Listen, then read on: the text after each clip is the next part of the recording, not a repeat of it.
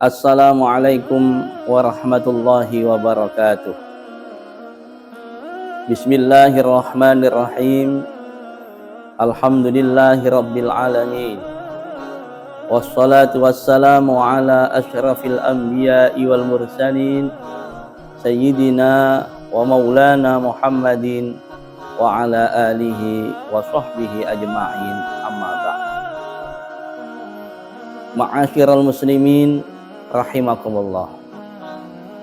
Setiap manusia selalu mendambakan dan menginginkan kebahagiaan dan kesuksesan di dalam hidupnya.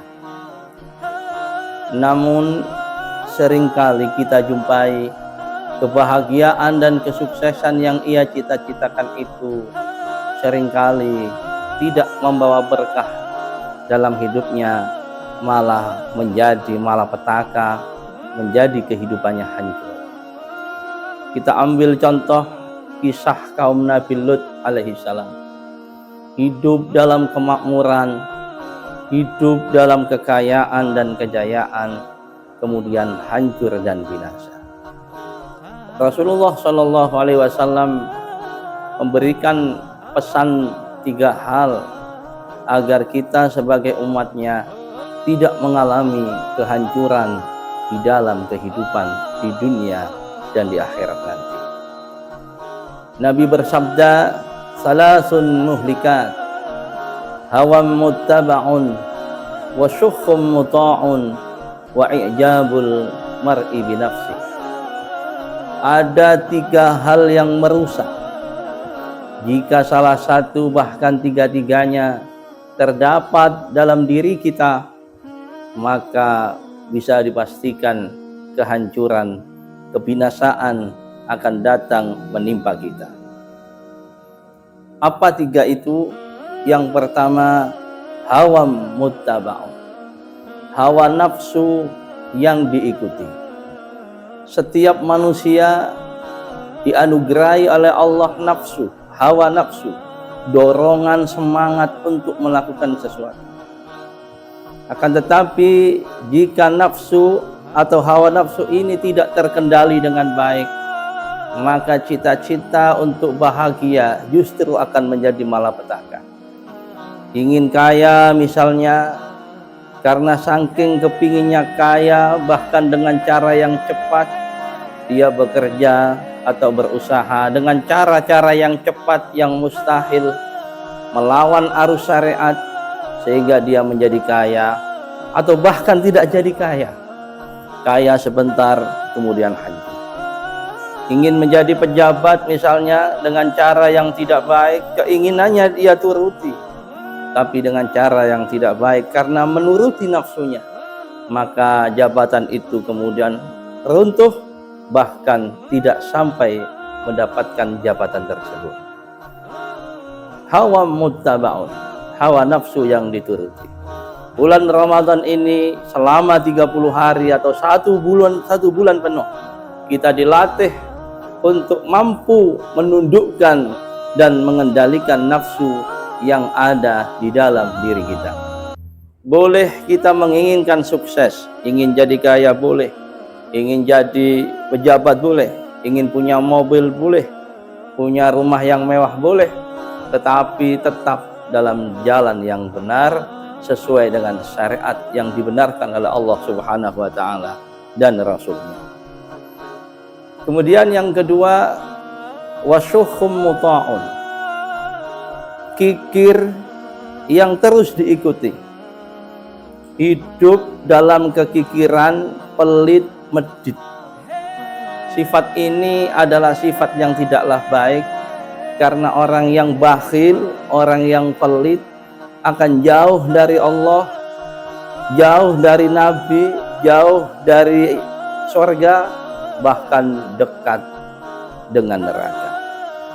Orang yang hidup dengan sifat kikir ini akan dijauhi oleh manusia, diliputi dengan rasa kegelisahan.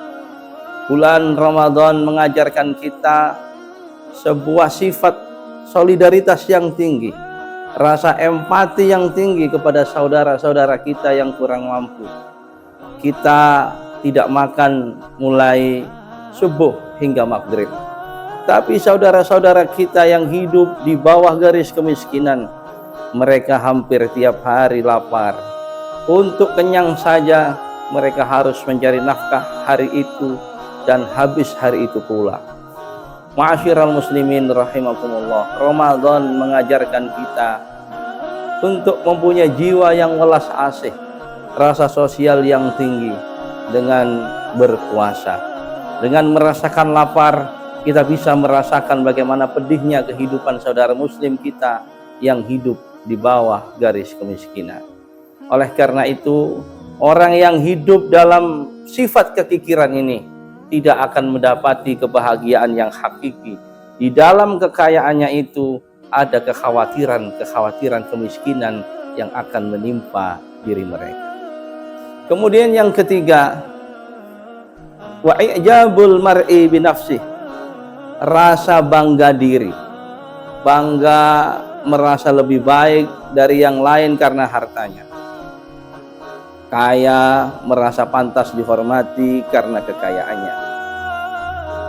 Kemudian bagi orang yang pandai berilmu, merasa patut untuk dihargai karena ilmunya. Orang yang punya jabatan tinggi patut merasa dihargai karena jabatannya. Orang-orang yang mempunyai rasa ujub yang lahir rasa sombong ini akan mengalami kehancuran di dalam hidupnya. Sebagaimana kehidupan Fir'aun, seorang raja yang kuasa, raja yang kaya raya, kemudian binasa karena sifat ujub dan sifat sombongnya, mengaku dirinya sebagai Tuhan. Rasulullah Shallallahu Alaihi Wasallam bersabda, la yadkhulul jannah man kana fi qalbihi mithqala dzarratin min kibrin. Tidak akan masuk surga seseorang yang di dalam hatinya terdapat sebiji buah zarrah kesombongan. Iblis diturunkan dari surga ke bumi, bahkan dilaknat sampai hari kiamat nanti hanya persoalan kesombongan. Dia tidak mau menghormati Nabi Adam, tidak mau bersujud kepada Nabi Adam karena merasa dirinya lebih baik dari Nabi Adam, tercipta dari api, sedangkan Nabi Adam tercipta dari tanah.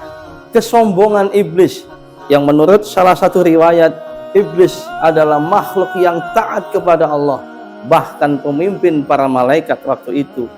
Kemudian hancur dan binasa, turun derajatnya, dilaknat ila yaumil kiamah, hanya karena buah kesombongan, tidak mau taat kepada Allah, merasa lebih baik dari Nabi Adam alaihi salam. 3 hal ini pesan Rasulullah yang terpatri, yang diingatkan kepada kita agar kita selalu mawas diri. Kalau kita ingin hidup bahagia di dunia dan di akhirat nanti, pegang anjuran Rasulullah ini. Yang pertama, jangan selalu menuruti hawa nafsu. Melalui puasa kita kendalikan hawa nafsu. Yang ketiga, jauhi sifat kikir, pelit dan medit. Melalui puasa kita dilatih oleh Allah dengan sifat yang sosial, dengan sifat yang dermawan. Kemudian yang ketiga, mari kita hindari rasa bangga diri, sifat sombong yang akan melahirkan kehancuran di dalam kehidupan kita. Semoga Allah Subhanahu wa taala senantiasa memberikan taufiknya kepada kita sehingga kita dapat menjalankan ibadah puasa ini dengan sebaik-baiknya.